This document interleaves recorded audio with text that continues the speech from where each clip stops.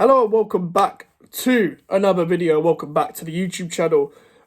Make sure to leave a like and subscribe if you're new. We're trying to hit 500 subscribers before the end of the year.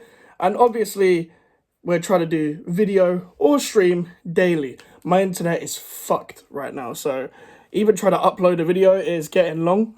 But also with doing a stream, as you saw from, well, some of you that were in the Fiorentina West Ham year anniversary stream, it was very laggy. So I'm gonna have to see what's wrong with that, and then we can do more streams. I want to do more streams as well around, hopefully, when there's more transfer news as well.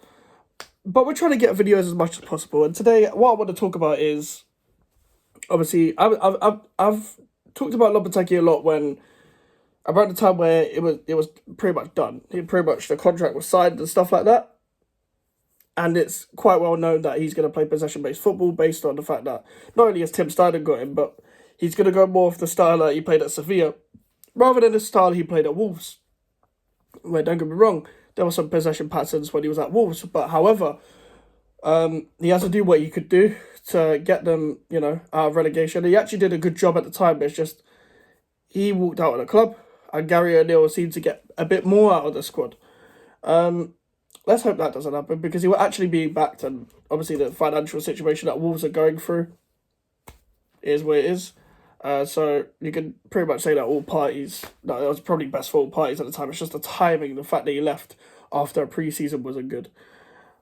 But yeah, talking about Lopetegui again, I'm probably going to talk about Lopetegui tomorrow as well. So tomorrow's video will probably be about Lopetegui again. But today is about who should he build the team around.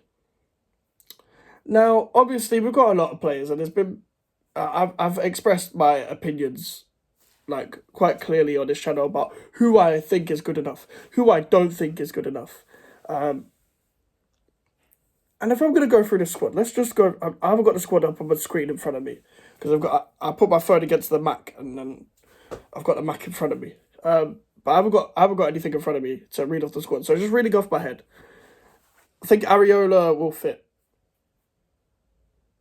Vladimir Sufal, you never know, he might fit, because Lopetegui doesn't play inverted fullbacks. I think he plays more overlapping fullbacks. I remember Jesus Navas was just bombing forward against us when Sevilla played against us, so I don't know how that's going to work.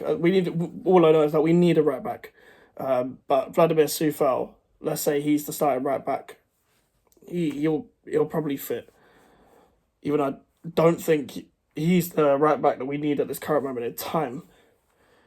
But the main people I think we should build this team around: Edson Alvarez, Mohamed Kudus, Jared Bowen, and Emerson.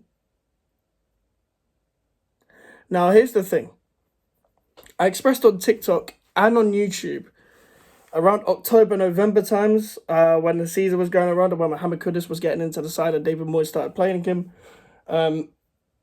How is Moyes going to fit Paquetá, Kudus and Bowen into the side? Because Kudus plays on the right, number 10. Paquetá plays number 10. Even though he played off the left, he can play deeper as well. Jared Bowen on the right, sometimes up front. Now, when we saw the style of football under David Moyes, the formation was very lopsided. So naturally, Jared Bowen would drift to the right, where Kudus already is. And Paquetá naturally would drift into the middle, sometimes off the left. But then there was three runners. There was Ward-Prowse, Souček and Alvarez. So it was pretty much set up for them three players to just do it on their own. And at times it worked against Manchester United at home, against Wolves at home. Even Arsenal away, it worked at times. But it couldn't work all the time. Like, when we have to break down teams, that's never going to work. And I don't think Lopetegui can take the thing. I know he's going to play a different system. It might actually work with them three up front, but I don't want to see Paquetá on the left again. I don't want to see Bowen up front, to be completely honest with you. But people always say to me, but Mike's, Bowen has got more goals up front. Yeah, a lot of them are coming from the right still. apart from the game at home against Brentford, most of Jarrod Bowen's goals have been still drifting off the right and coming inside, and all the players swapping around. It wasn't as fluid as it looked. It's just that we would make a swap when the game wasn't going to our way. So when you see Paquetá go in the middle and then Kudus just behind him, Bowen on the right, usually that's when we haven't found a goal in the first place. So that happened against Man United. Then Ward-Prowse would go off the left. Then our whole left side would be fucked. And Emerson would be doing everything on his own. Then none of that would work. Ward-Prowse would be drifting in naturally as a midfielder because he's a midfielder, not a left winger. Paquetá's going to stay pretty much because of the whole ban, that thing that's going on. I think with the manager we have now, I wouldn't be surprised if you see a midfield of Alvarez, Paquetá and Kudus, because Paquetá can play as a number 8. Kudus can play as a number 10 and Alvarez can play as a 6. I wouldn't be surprised, guys, if Bowen and Kudus are the right wing options and they might not even play together at times. So we're just going to have insane depth there. But even at times during the previous season, we saw Kudus on the left. We saw Paquetá in the middle and Bowen on the right. Because Antonio came back and he was the outlet, he was the focal point.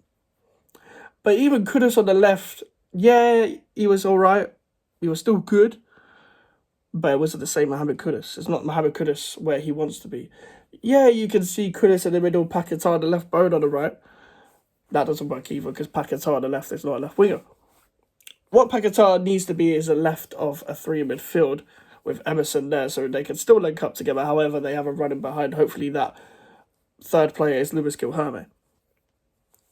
But I believe that if you want to play possession-based football or attacking football, Kudus and Paquetá in the middle together would probably work. Unless there's a different twist in this. Unless you're going to go into this and Paquetá's your false 9. And Kudus is playing just in behind. Or the other way round.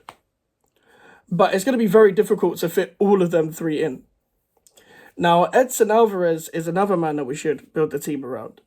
And Edson Alvarez is obviously the Declan Rice replacement, disrespected by David Moyes at the end for saying that the reason why we're getting battered is because we don't have Declan Rice, even though Alvarez was the guy who was signed for that. And it wasn't even like a Steinen signing. Apparently Noble already had identified him and Kudus before that. It's just Steinen got the deal done. He did well to get the deal done. But it wasn't a Steinen player. It was Rob Newman and Mark Noble. So well done to Noble for that. Well done to Rob Newman. Big up Rob Newman. Another man who was thrown under the bus at this club. In my opinion, I think Rob Newman will, if he gets a job in the Premier League, he can help a team cook as well, because he scouted Kera, Skamaka, Downs, Cornet. He did that Paquetá, he did that window as well.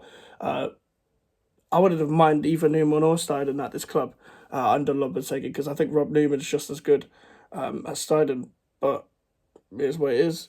Newman, you've got to remember, Rob Newman worked at Manchester City as well. People forget that. But Edson Alvarez, back to Edson Alvarez.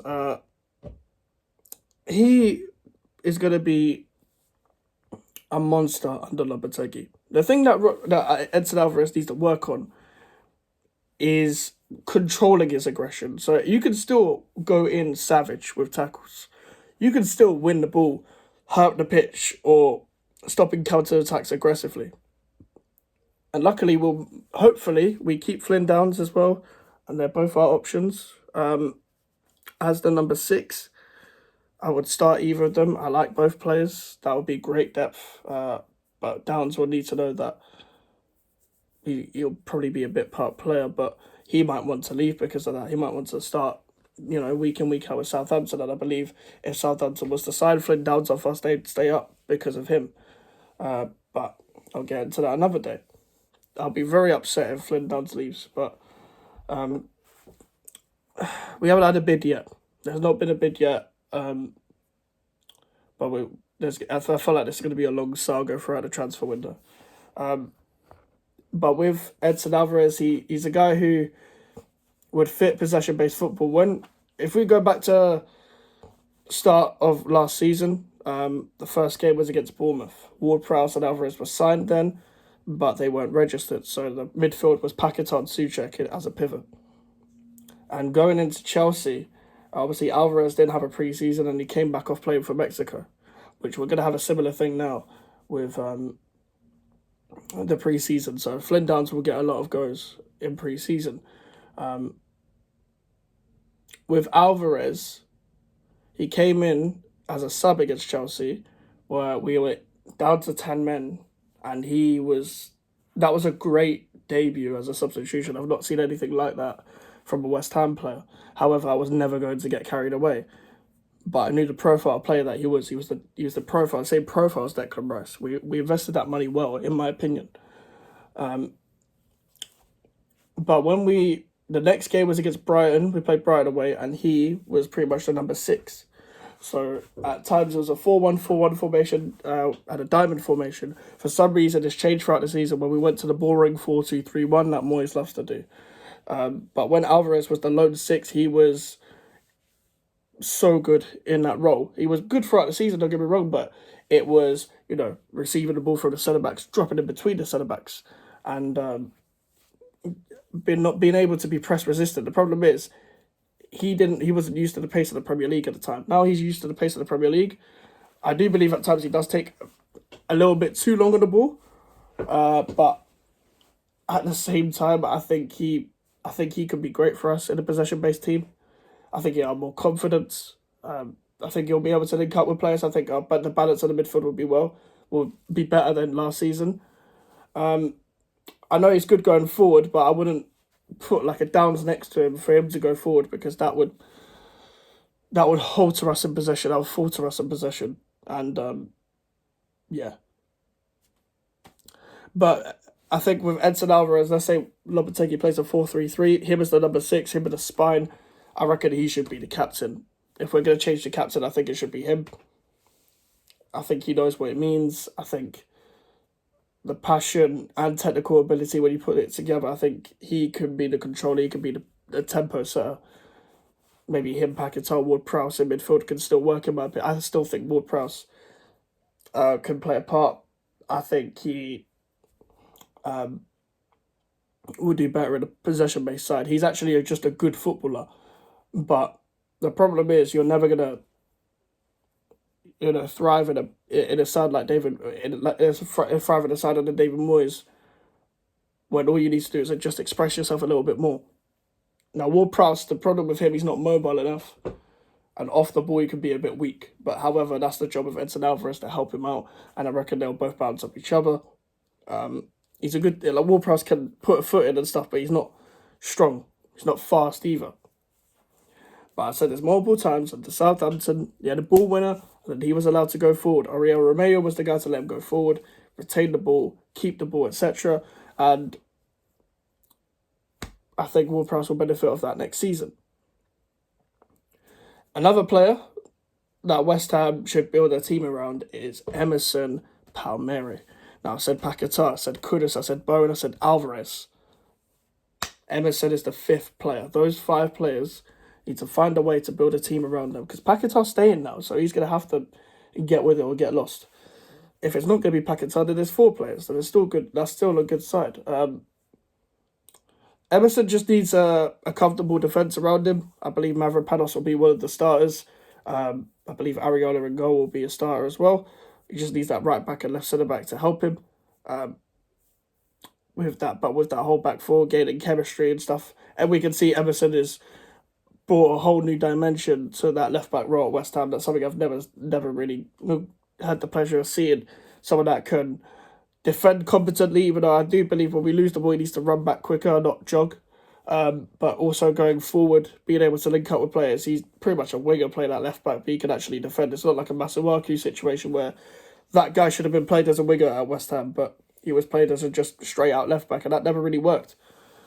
But Emerson's another player we should be building a team around. The guy, and in a possession-based side, that he will thrive so much under Lopetegui if he's going to play possession-based football. And obviously the coach just needs to coach, because we're actually going to have a head coach. We're going to have a guy who's going to coach on the ball and not set up every game for the opponent. He will care about certain games where he's going to have to set up for the opponent. However, we need a different mentality where we're where we feel like every time we are on that pitch, we have to leave it all out there, and we feel like we've done a good job. Then fans won't care if we lose or win, because like we're gonna actually see something, and that's the main thing. Because last season we didn't.